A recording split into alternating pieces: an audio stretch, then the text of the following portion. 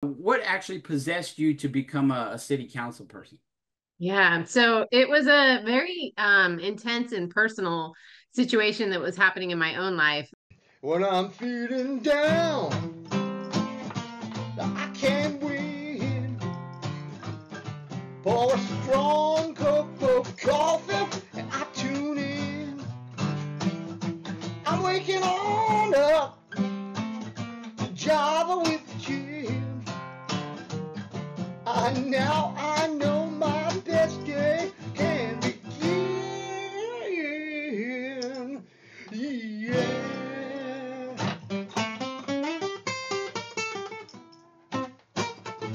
Good morning, ladies and gentlemen. Welcome to another exciting episode of Java with the Jims. Now, you have a friend in the real estate business. My name is Jim Meyer, broker associate at Remax Gold. We have Pippin Dew in the house. Pippin, now you have a friend in the political business. Thank you so much, Pippin, for stopping by. So we're going to be here all week, and we're going to be talking to you, and we're going to let the people have a chance to get to know you a little bit. What better question for us to ask you today than who is Pippin Dew? Yeah, thank you for the question. Thank you for having me here today. I'm so excited to join you My pleasure. and share a little bit. So I am a single mom. I have been born and raised in the Bay Area and have called Vallejo home for about 20 years. I've been in real estate for about 20 years also, and I'm currently president of the Solano Association of Realtors. I was a council member for the city of Vallejo for 9 years, and I termed out January last year. And also on the board of directors for the San Francisco Bay Ferry and on the board of directors for Vallejo Main Street. Wow. And what do you do in your spare time? Real estate. There you go. I love it. So you do a lot, and what actually possessed you to become a city council person? Yeah, so it was a very intense and personal situation that was happening in my own life. So I bought my first home here in Vallejo in 2009, and it was an interesting time in our market and in the industry for sure.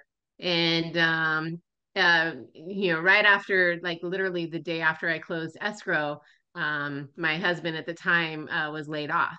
And so that was, an intense situation to be in. He and I ended up parting ways about a year later. And so I just had to figure it out. I had to work a lot of hours to, Yeah. make ends meet and be able to keep that home for me and my daughter. And about a year and a half, 2 years after that, the home across the street from me was listed as a short sale, and the agent was from San Jose, and all of a sudden people started being there, and so I called her and was like, "Hey, what the heck's going on?" And she's like, "Oh no, that property's been foreclosed on." I'm like, "No, I'm looking at tax records. There's not even a notice of default." And she's like, "Oh, they filed bankruptcy months ago, and they thought it had foreclosed, and they disconnected their phone numbers and they moved away, so there was no property owner to say they're trespassing." Oh, wow. And so for 2 years, I had this situation across the street from me where they were on probation. They were known to carry firearms. They were suspected of drug dealing, tax fraud, mail fraud, and there was nothing I could do. They were raided on a monthly basis. I saw FBI, IRS, USPS, local law enforcement, and military style SWAT, tactics, and just me and my little girl at the time, like it was terrifying. And Wow. there was a point where I was like, do I sell at a loss and just leave? But I fought so hard to get that house and keep that house, like I wasn't willing to give up. And so I started networking with council members and county supervisors and the police officers, and just trying to understand, like, how can we make these kinds of situations, because I wasn't alone, like these I'm sure you encountered those kinds of Sure. situations as well.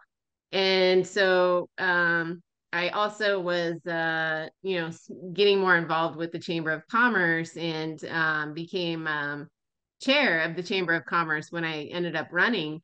But before I ran, we were fighting for different development projects to move forward at City Hall. And there was one project that even if it failed, the investment would have increased, general fund revenues.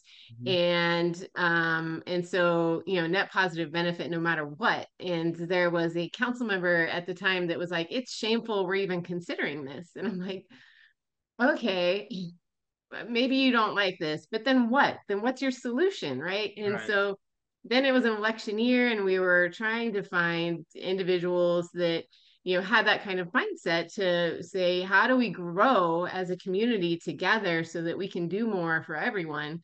And nobody was willing to step up to the plate. And then somebody finally said, well, what about you? And I'm not one to complain about something and not do everything I can to try to make it better. So I ended up running, and obviously successfully so, and then ran for re-election in 2018, and then turned out in January of last year. Well, that's good. And now you want to be mayor. So you want to come back tomorrow and talk about it? Absolutely. All right. We're going to see you guys again tomorrow for another exciting episode of Java with the Gyms.